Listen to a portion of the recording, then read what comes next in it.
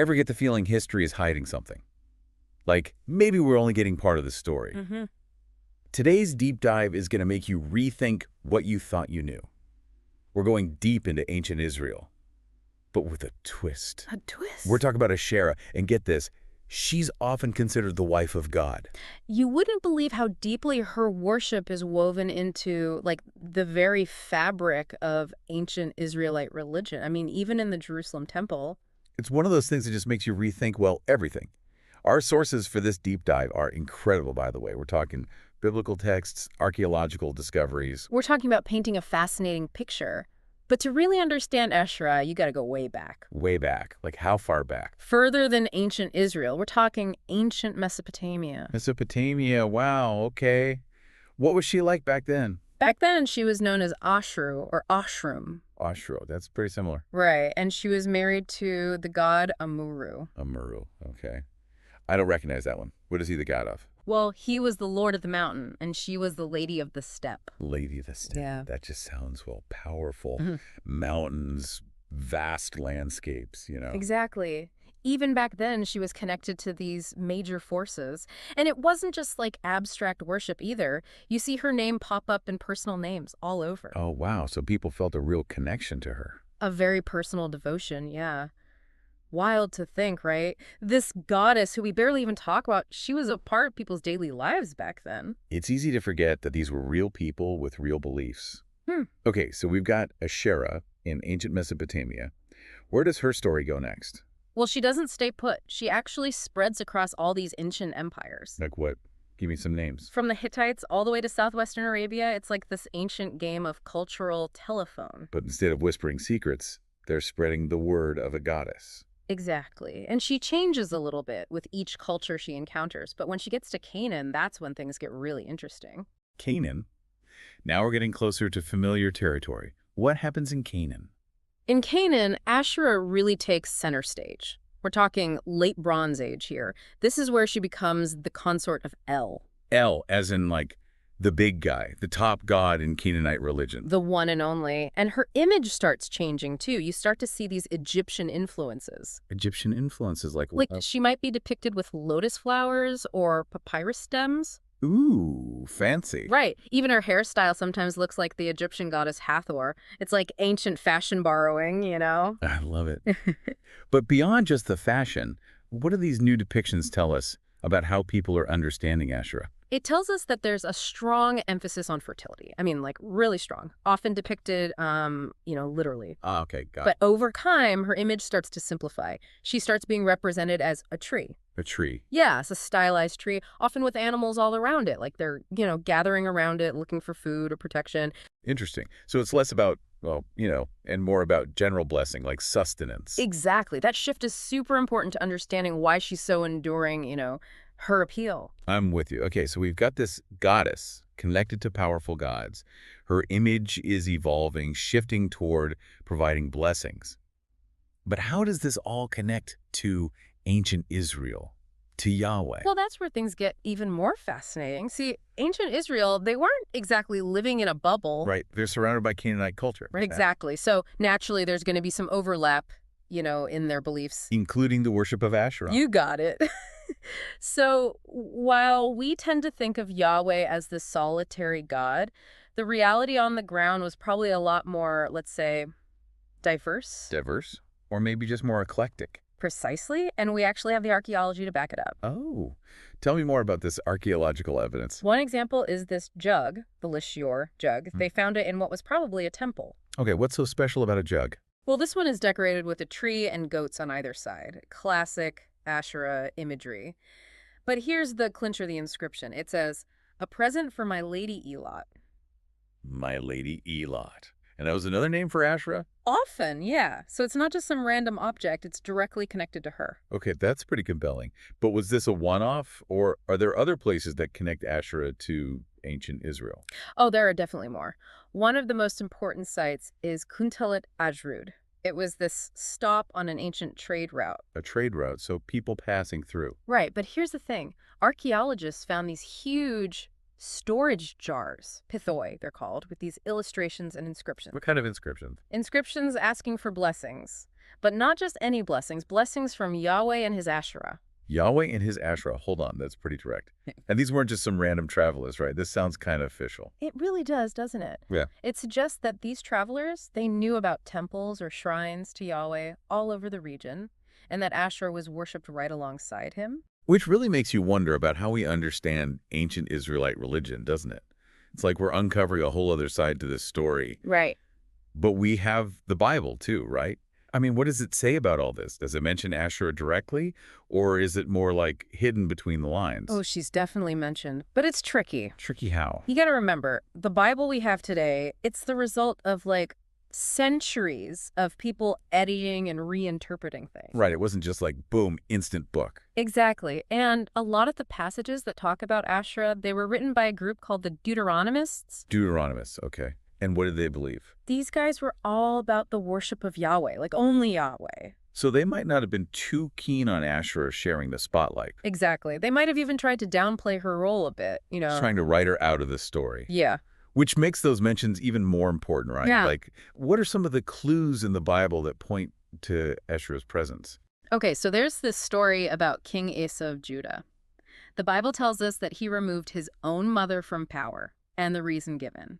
She made an image of Asherah. Whoa, he went up against his own mother over this. That's a big deal. Right, like, you know, it was serious if a king was willing to challenge his own mom. And this act, it's presented as this big religious reform, getting rid of idols. So it wasn't just a family squabble. It was a power struggle over religious beliefs. Man, it makes you wonder just how widespread was Asherah's worship at this point. It had to be pretty big for them to make such a fuss. It definitely suggests that her worship was a thing, you know, even a challenge to those who wanted Yahweh to be the only God. Like a tug of war over faith going on for centuries. Totally. And you see this play out again and again in the Bible. Are there other biblical figures that give us a glimpse into this religious tug of war? Yeah, like King Manasseh. He's a really interesting case. He's known for these controversial temple reforms he made. Temple reforms, how so? Well, the Bible says that he put a statue of Asherah right there in the Jerusalem temple. Wait a minute, hold up. He put a statue of Asherah in the Jerusalem temple. Like the main temple for Yahweh. That's kind of a bold move. Yeah, talk about a statement. Scholars are still debating what it all means, though. What are some of the theories? Some think that Manasseh, he was trying to go back to older traditions, like acknowledging that Asherah had always been there alongside Yahweh. Interesting. So kind of like a return to a more inclusive form of worship? Exactly. But others see it more as a power play, you know, like he was trying to provoke people. Wow, one act. So many interpretations. But no matter how you interpret it, one thing's for sure, Asherah was still a force to be reckoned with. Even after all that time, she was not going down without a fight. Okay, so we've talked about those stylized trees as symbols of Asherah, but there's another symbol I'm curious about, the menorah. Ah, you're thinking about the seven-branch candelabrum, one of the most recognizable Jewish symbols. Right. Is there a connection there between the menorah and Asherah? You might be surprised, but there could be. Remember how those trees were often shown with 7 branches? Yeah, and that the almond tree was especially connected to her, right? Especially at that site. What was it called? Bethel. Bethel, exactly. The place where Jacob had that dream with the ladder, which makes it a pretty important spot in ancient Israel, right? So we've got almond trees, clear symbols of Asherah at this significant place. But how do we get from almond trees to a menorah? Well, think about the story of Aaron's rod. It's in the book of Numbers.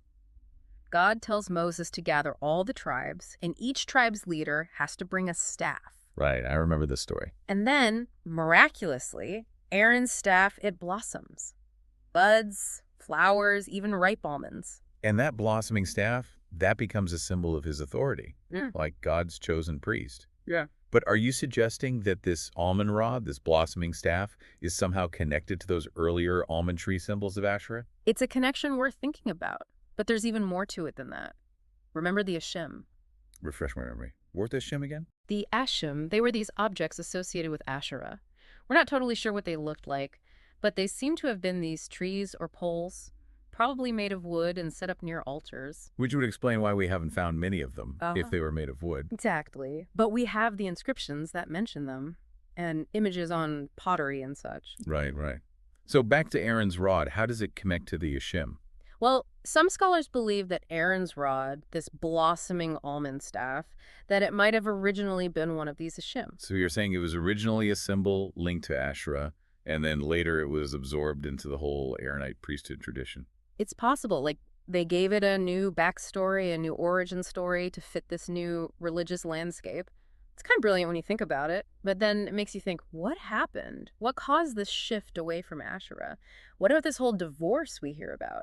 Ah, yes. The so-called divorce of Yahweh and Asherah. Now, that is one of the most fascinating and debated parts of her story. And to understand it, we need to take a look at the book of Hosea. Hosea, Great. right? The prophet. Okay, got to be honest. Reading Hosea, it can be a little intense. Intense is one way to put it. But he does give us some of the most direct links between Yahweh and Asherah. Like what? There's this passage in Hosea chapter 2, it's called the divorce speech, where God basically says, she is not my wife and I am not her husband. Whoa, okay, so not exactly an amicable split, but who's the she here?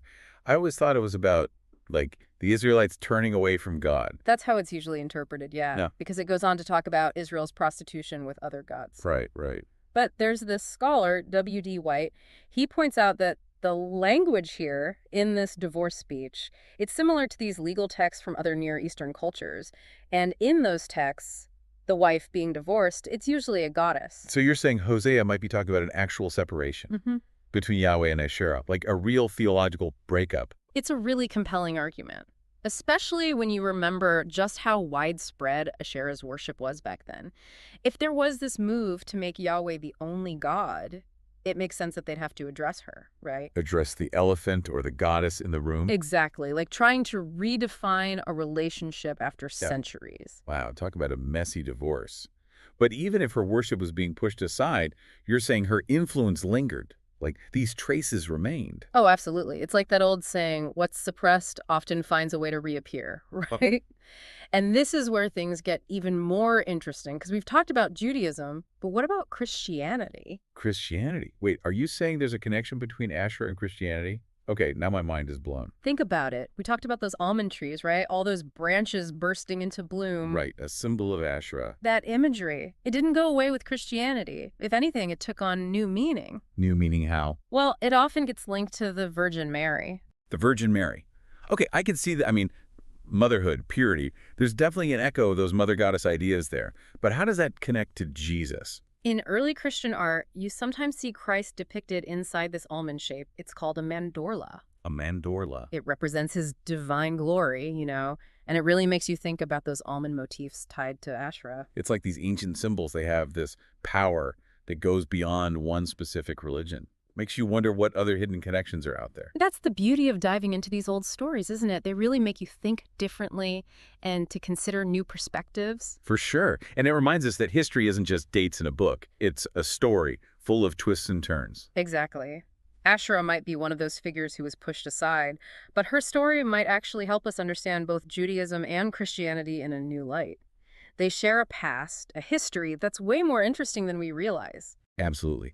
It reminds us to be open to new information, to keep asking questions, and to be okay with not knowing all the answers. Because sometimes what we thought was lost was actually right there under our noses all along. So keep exploring, and until next time, happy diving.